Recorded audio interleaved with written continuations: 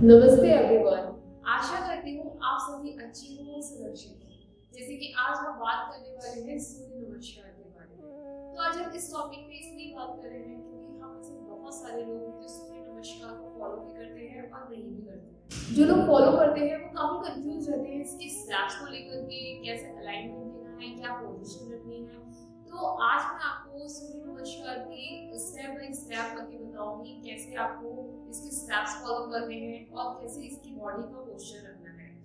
तो इस वीडियो को मैं 3 पार्ट्स में आपको बताने वाली हूँ, जिसमें फर्स्ट पार्ट में आपको बात करूंगी इसके बेनिफिट्स की और प्रिकॉशंस के बारे में। इन द सेकंड आपको सूर्य नमस्कार की कैसे राउंड लेफ्ट राइट कैसे फॉलो करना है। In the third part step by step मैं आपको करके दिखाऊंगी, जिसमें आपको पता चलेगा इसके अलाइनमेंट्स के बारे में।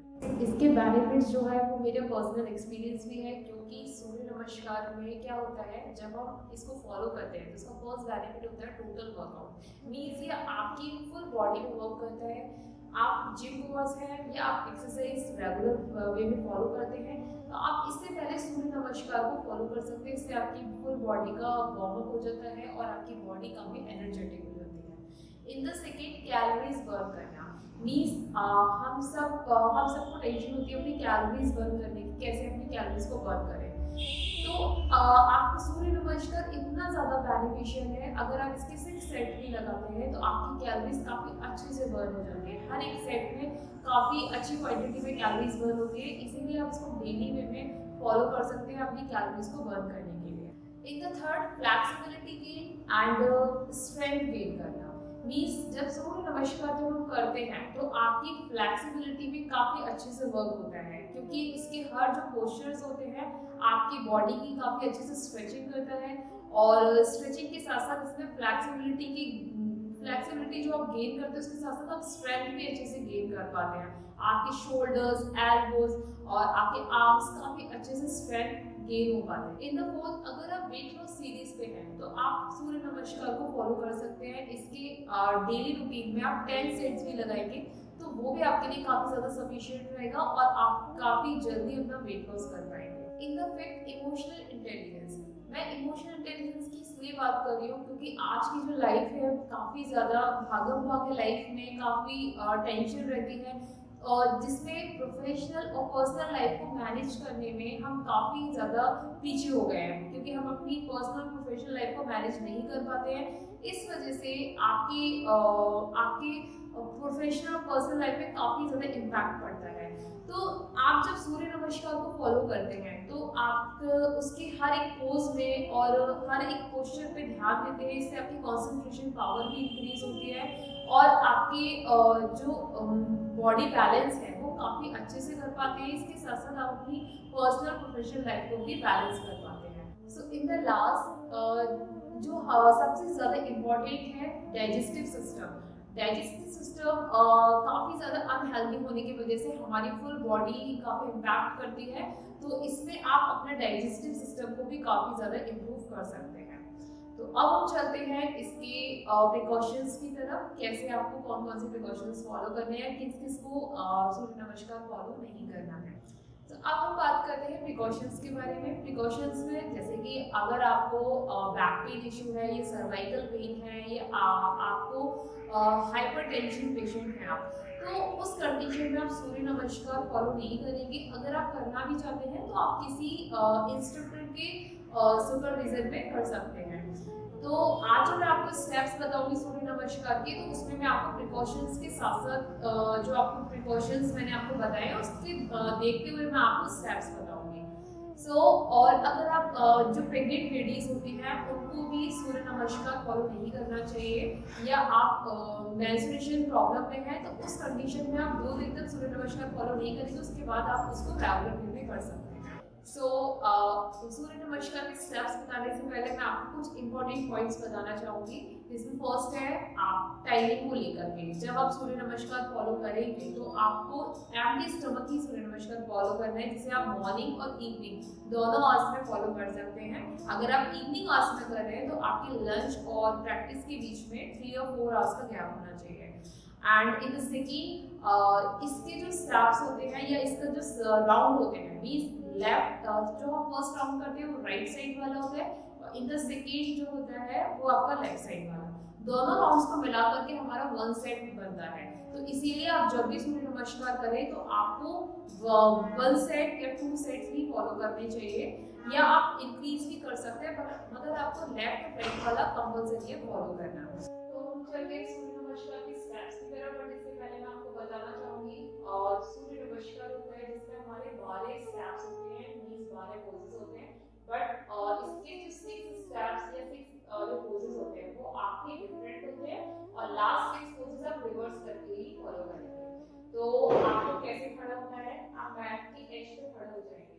तो इसमें आपके फीट ज्वाइन होने चाहिए और लेग्स ज्वाइन, शोल्डर्स को पीछे ले जाते हुए अपने चेस्ट को ओपन रखना है, और सबसे पहले जो पोज होगा आपका प्रेयर पोज होगा, जिसमें आप अपने हैंड्स को ज्वाइन करेंगे और एल्बोज को हाथ की साइड पॉइंट करेंगे इस तरीके से। और इसमें आपकी पोजीशन कैसी रहेगी, आपको अपने हिप्स को पुश करते हुए स्पाइन को इन रखेंगे चेस्ट ऊपर। नाउ इनहेल करते हुए अब हम जाएंगे सेकंड पोज में, जिसका नाम है हस्त उत्तान आसन। इसमें हम इनहेल करते हुए अपने हैंड्स को रेज करेंगे, फिंगर्स को स्ट्रेच करेंगे और हल्का सा टिल्ट करेंगे बॉडी को पीछे की तरफ। और यहाँ पे हम एक्सहेल करते हुए एल्बो को पॉइंट करेंगे डाउन, नीचे जाएंगे एक्सहेल करते हुए, जिसमें हम थर्ड पोज में आएंगे जिसका नाम है हस्त पद्मासना। अब हम अपनी बॉडी को नीचे लेके जाएंगे, यहाँ पे एक्सहेल करेंगे। यहाँ पे आपको अपने हैंड्स की पोजीशन कैसे देनी है, अपने पाम्स को आप डाउन भी कर सकते हैं फिंगर्स को स्ट्रेच करते हुए, और फिंगर टिप भी कर सकते हैं इस तरीके से। Now down your palms and exhale completely. अब अपने राइट लेग को हल्का सा लिफ्ट करते हुए पीछे जाएंगे इस तरीके से, और अपनी नी को डाउन करेंगे। नाउ अगर आपकी बैक पेन इशू है तो आप क्या कर सकते हैं, इस कंडीशन में आप अपनी नी को डाउन नहीं करेंगे। अगर आपकी नी पेन है तो अभी आपको डाउन नहीं करना है, उस कंडीशन में अपनी नी को आप स्ट्रेट रखेंगे इस तरीके से। अगर आपके कोई इशू नहीं है तो आप नॉर्मली नी को डाउन कर सकते हैं और पीछे फीट को फ्लैट रखेंगे, और ये वाला जो लेग रहेगा वो आपका राइट एंगल में रहेगा। तो आपने फिंगर टिप को रखिए। ना यहाँ पे हमारी स्पाइन और आपके हिप्स डाउन रहेंगे, और इस तरीके से आप अपनी पोजीशन को रखेंगे। अगर आपके नेक का इशू है तो आप अपने नेक को आगे की साइड बेंड नहीं करेंगे ना पीछे करेंगे, नॉर्मल पोज में रखना है। अगर आपके नी में कोई इशू तो आप पीछे कर सकते हैं, स्ट्रेच नेक, और यहाँ पे एक लंबी सांस लेंगे इनहेल करते हुए, और ये हमारा जो पोज है वो फोर्थ पोज है जिसका नाम है अश्वसंचालन। अब हम अपनी नेक को डाउन करेंगे, हैंड्स को नीचे रखेंगे, पीछे टोस को इन करेंगे, नी को अप करते हुए अब इस वाले लेग को लेके जाएंगे पीछे, जिसे हम प्लैंक पोज भी बोलते हैं। यहाँ पे आप इनहेल और एक्सहेल करेंगे, और इस तरीके से करते हुए नी को नीचे लेके जाएंगे। अब यहाँ पे बहुत सारे लोग होते हैं जो काफी मिस्टेक करते हैं, जो अपनी एल्बोस को बाहर की साइड पॉइंट करते हैं, बट हमें अपनी एल्बोस को इन करना है और अंदर की साइड पॉइंट करते हुए डाउन करेंगे चेस्ट को। यहाँ पे टोज इन रहेंगे, नीज को रखना है, और इसे हम बोलते हैं अष्टांग नमस्कार। तो यहाँ पे हम इनहेल और एक्सहेल करेंगे, और फीट को पहले फ्लैट करना है, इनहेल करते हुए चेस्ट को रेज करेंगे इस तरीके से। बट आपको यहाँ पे अपनी पूरी बॉडी को अपनी हल्का सा बैंड करेंगे अपनी स्पाइन को, और लेग को आप ऐसे भी रख सकते हैं। अगर आपके बैक में इशू, अगर हल्का सा भी कोई इशू है तो आप सीधे रखिए, अदरवाइज आप बैंड कर सकते हैं। और इनहेल करते हुए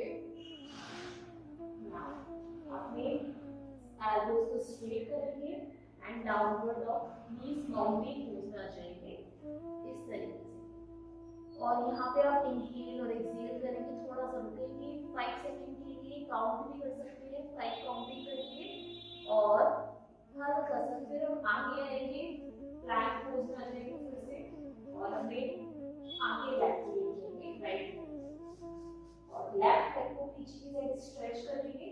अगर आपके वही इशू है, अगर बैक पेन है तो आप ऐसे रखिए, नहीं तो आप सिटिंग वेरिएशन कर सकते हैं, नी डाउन फीट फ्लैट, और लेग को स्ट्रेच करेंगे ऊपर की साइड, इनहेल करते हुए अश्व संचालनासन कंप्लीट करने के बाद नेक्स्ट पोज में जाएंगे।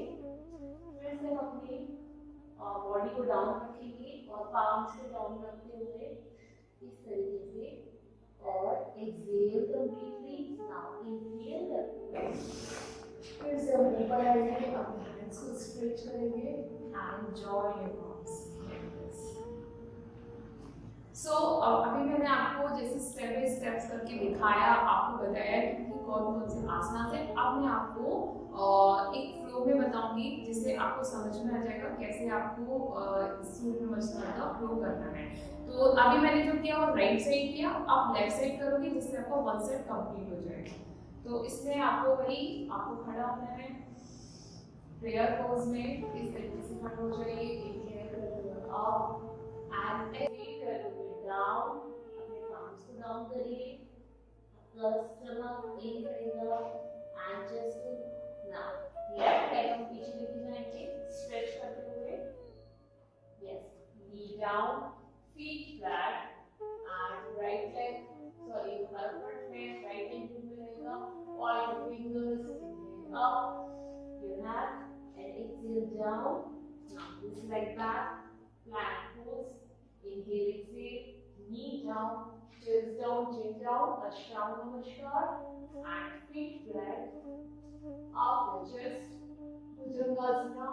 Inhale, exhale, mountain pose. Yes, stretch your fingers and stretch your arms.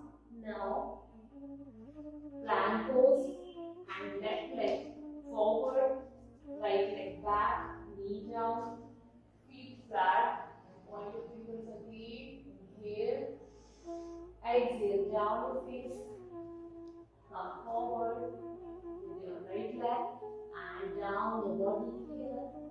Now inhale, up your hands and join your arms.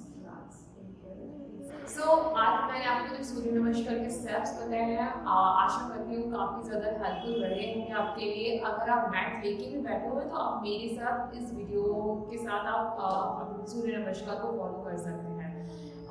In the last मैं आपको बताना चाहूँगी, आपको सूर्य नमस्कार में ब्रेथ इन और ब्रेथ आउट कब करनी है ये जानना बहुत ज़्यादा ज़रूरी है। तो जैसे कि मैंने आपको स्टेप्स बताए उसमें आपको पता चल ही गया होगा। और अब मिलती हूँ मैं नेक्स्ट वीडियो में एक नए टॉपिक के साथ। तब तक